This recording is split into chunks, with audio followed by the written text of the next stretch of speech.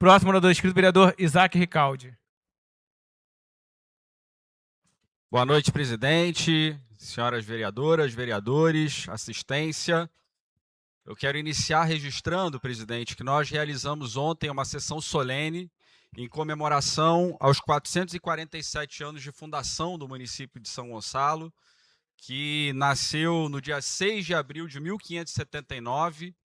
Então, é uma data importante que marca o início de uma trajetória de uma cidade que se tornou uma das maiores do Brasil, de uma cidade que já foi uma potência agrícola muito importante, um grande produtor de laranja, principalmente.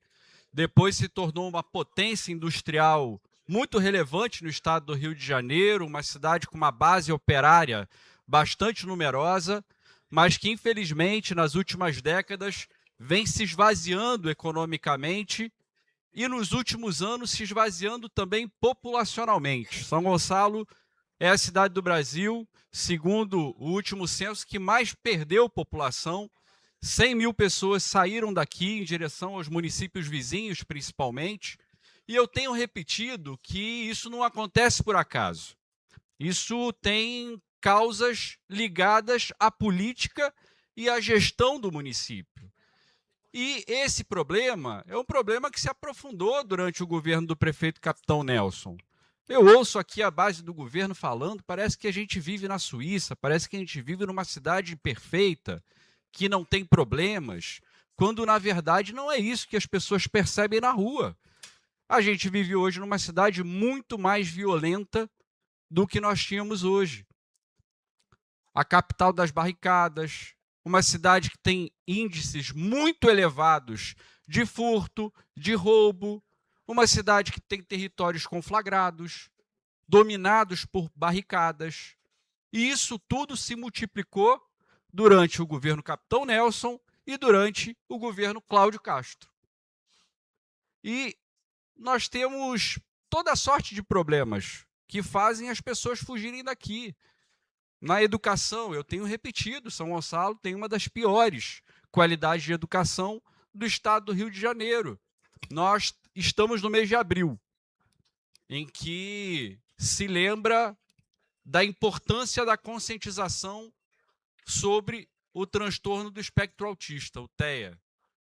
Quando a gente vai ver a propaganda da prefeitura, parece que a prefeitura trata bem as nossas crianças que estão no espectro. Mas quando a gente vai visitar uma escola, a gente vê que a realidade não é essa. A prefeitura maltrata as nossas crianças, não oferece nem professor de apoio. Os nossos profissionais de educação cada vez mais estimulados e desvalorizados, saindo daqui. O déficit de professores é absurdo na cidade de São Gonçalo.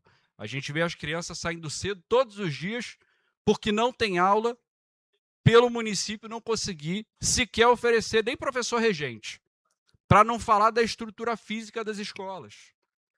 A saúde é esse absurdo que a gente vê, totalmente dominada pelos interesses privados, pelas OS da vida, pelos contratos superfaturados. O transporte, vereador Juliano, é essa vergonha. Um município que se ajoelha diante das empresas de ônibus, que faz o jogo das empresas de ônibus que só pensam no lucro e não oferecem para a população um serviço com o mínimo de qualidade. Então eu fico pensando, presidente, o que é que este grupo político vai dizer na eleição? Agora querem eleger o governador daqui de São Gonçalo. Eu imagino o que é que vão mostrar na campanha. Porque eles não têm nada para além disso para mostrar. Eles vão mostrar incompetência na gestão da segurança pública, eles vão mostrar a incompetência e o descompromisso com a educação, eles vão mostrar a visão deles de saúde, que é uma visão de que saúde é um negócio e não um direito das pessoas, que compromete, inclusive, o direito à vida, a forma como se faz gestão aqui. Então é isso que eles têm para mostrar. Me espanta muito, porque pouco tempo atrás eu vi aqui a base elogiando o Eduardo Paes. O Eduardo Paes era quase um ídolo de todo mundo aqui, em razão da disposição dele de fazer o acordo na ação dos royalties. Todo mundo subiu na tribuna para elogiar o Eduardo Paes. Era o melhor político do estado do Rio de Janeiro. E isso mudou. O próprio prefeito fez elogios públicos ao Eduardo Paes. Então nós precisamos ter um pouquinho de coerência. Não é possível que essa figura hoje não tenha mais competência, não tenha mais condições de ser candidato e de ser eleito governador. Eu acho que o desespero está do outro lado. E isso fica muito claro quando tentam eleger um presidente da Alerj chamando a eleição com 2, 3 horas de antecedência. E é importante registrar como esse processo se deu. Esse processo se deu numa manobra de um governador criminoso do PL, bolsonarista, chamado Cláudio Castro, que era para estar preso, porque o que promoveu no governo do estado foi um assalto aos cofres públicos. O escândalo do CEPERJ, com 27 mil contratados secretamente recebendo na boca do caixa para financiar a sua reeleição e a eleição dos seus aliados, é um escândalo sem precedentes. Foi esse mesmo governador que jogou no Banco Master bilhões de reais do Rio Previdência e fez com que o fundo que garante a aposentadoria dos servidores perdesse um volume absurdo de recursos e comprometesse, inclusive, a capacidade de arcar com essas aposentadorias. É desse governador que nós estamos falando. Nós estamos falando de um sujeito que renunciou ao mandato 2 dias antes de ser cassado pela Justiça Eleitoral. E renunciou exatamente para evitar que nós tivéssemos uma eleição direta. Renunciou para fazer com que essa eleição se desse na Alerj, onde este grupo político tem uma maioria circunstancial. Então, é justo que nós não tenhamos eleição indireta. É justo que o povo possa escolher. E é isso que vai acontecer muito provavelmente quando a Justiça Eleitoral tratar de definir essa questão. E eu tenho certeza absoluta que a partir do ano que vem, este grupo político que tanto mal fez ao governo do estado do Rio de Janeiro e que tanto mal faz à cidade de São Gonçalo, vai ser deslocado do poder. E nós vamos eleger um governador que tenha condições de reconstruir, inclusive moralmente, o estado. Porque esse ex-governador Cláudio Castro, daqui a pouco também vai ser mais um que vai para o xadrez. E vai impor a todos nós mais um grande constrangimento. Então, a eleição de Eduardo Paes pode representar para o estado do Rio de Janeiro esse resgate, inclusive moral. E é por isso que me parece que o desespero está do outro lado. E eu quero aproveitar aqui, presidente, para informar que eu entrei com um projeto de lei, apresentei na casa um projeto de lei para revogar o aumento criminoso que o prefeito Capitão Nelson promoveu no apagar das luzes do ano passado, no IPTU, que, por acaso, esse aumento só vai vigorar a partir do ano que vem, depois das eleições, porque ele quer primeiro tentar eleger o filho governador, e nós não vamos permitir que isso aconteça, porque não é correto assaltar o bolso do trabalhador gonçalense. Então, nós entramos com um projeto de lei, vamos mobilizar a sociedade, porque não é correto impor ao gonçalense que não tem a contrapartida dos serviços públicos um aumento desse tamanho no IPTU e em todos os tributos municipais. Apresentei também mais 2 projetos de lei, na linha de nós estabelecermos justiça tributária. Um, que estabelece isenção para quem mora em áreas de barricadas, porque não é correto que quem mora numa rua que tem barricada, que não consegue ter uma entrega na sua casa, que não consegue ter um serviço de transporte por aplicativo chegando lá, não é justo que esse cidadão tenha que pagar IPTU. E um outro que estabelece isenção para quem tem a sua casa alagada. Porque também não é correto que esse gonçalense que tem a sua casa alagada, por uma incompetência do poder público, seja cobrado. E eu quero saber se na eleição o candidato do Cláudio Castro vai falar sobre o aumento de IPTU que o pai dele está tentando impor a todos os gonçalenses.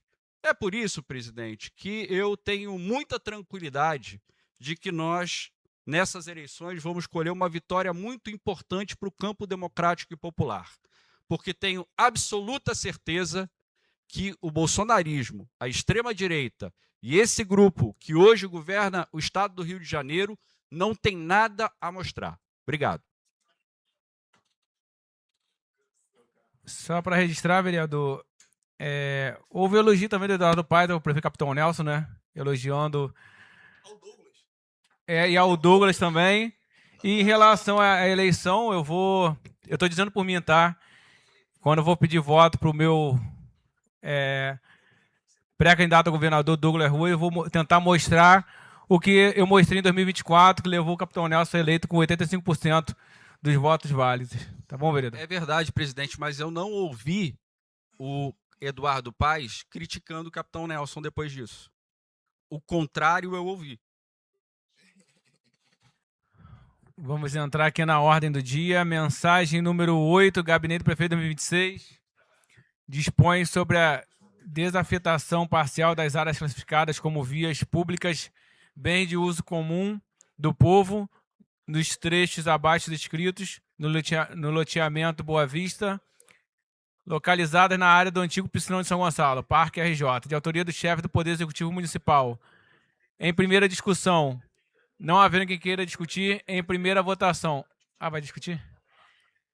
Em primeira discussão, para discutir, vereador Isaac Ricaldi.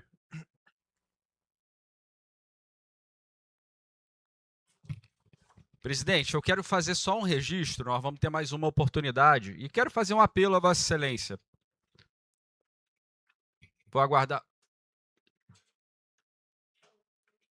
Presidente, eu quero fazer um apelo a Vossa Excelência. Essa mensagem ela é muito importante porque nós estamos tratando de uma área pública de uso coletivo que vai ser transformada, vai se dar um novo uso, né? Não necessariamente público, mas a lei permite que se dê um novo uso para essa área. Não fica muito claro que uso é esse na mensagem. A mensagem cita um processo administrativo que não vem anexado à mensagem. A justificativa é genérica. Então, isso me causa insegurança de fazer uma votação favorável a uma mensagem desse tipo. Que, no mérito, eu poderia acompanhar. Não teria nenhum problema se nós tivéssemos transparência e clareza. Eu queria pedir a Vossa Excelência que interceda junto ao Executivo, a bem da transparência e do interesse público, que o governo envie para casa esse processo administrativo, para que nós possamos fazer uma avaliação do que efetivamente se pretende com essa desafetação de uma área grande, importante, numa região bastante relevante da cidade. A mensagem, ela trata como se fosse necessário regularizar o Parque RJ que foi construído. Isso é mais uma estranheza, porque a desafetação deveria ter sido feita antes do início das obras. Deveria ter sido feita, inclusive, antes da aprovação do projeto. Mas como aqui tudo acontece ao contrário, o governo primeiro fez o projeto, realizou a obra, inaugurou o parque e agora quer fazer a desafetação da área. Por que faz isso? Porque tem certeza de que esta casa vai estar sempre de joelhos e nunca vai questionar o que obviamente deve ser questionado, que é minimamente o cumprimento do princípio da legalidade. Se qualquer cidadão fizer uma obra privada e depois tentar regularizar, vai ser multado.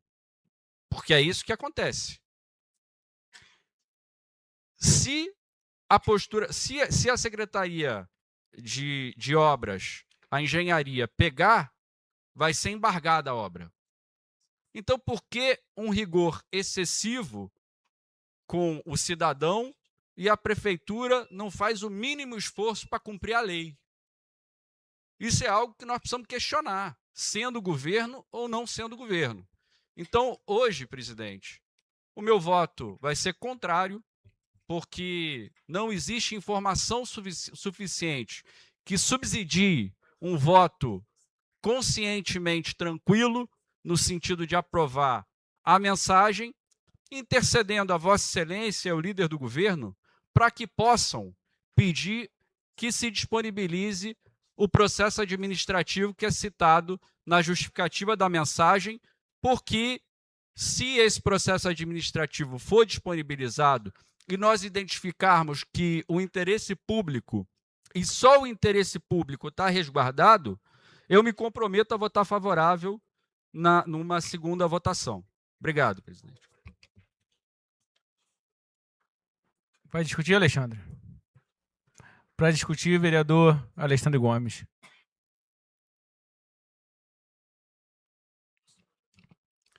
Presidente, vereadores, assistência, quero aqui me comprometer ao vereador Isaac que na segunda votação esse processo administrativo estará anexado, tá? Para que vocês possam entender. Na verdade, acho que todo mundo já sabe o que se trata ali no Piscinão. É uma área ali necessária ali para o estacionamento ali do próprio parque, mas realmente aqui precisa ter anexado aqui o processo administrativo, mas para dar celeridade à votação dessa mensagem, presidente, que a gente vote nessa primeira discussão e na segunda, com 48 horas antes, na sexta-feira, eu me comprometo a entregar, na quinta-feira, eu me comprometo a entregar esse processo administrativo a esta casa para que na segunda votação nós possamos ter esse anexo aqui junto à mensagem. No mais, obrigado, presidente. Ainda em discussão. Não havendo quem queira discutir, em votação. Os vereadores que aprovam, apertem o sim. Em primeira votação, os vereadores que aprovam, apertem o sim. Vereadores que não aprovam, apertem o não.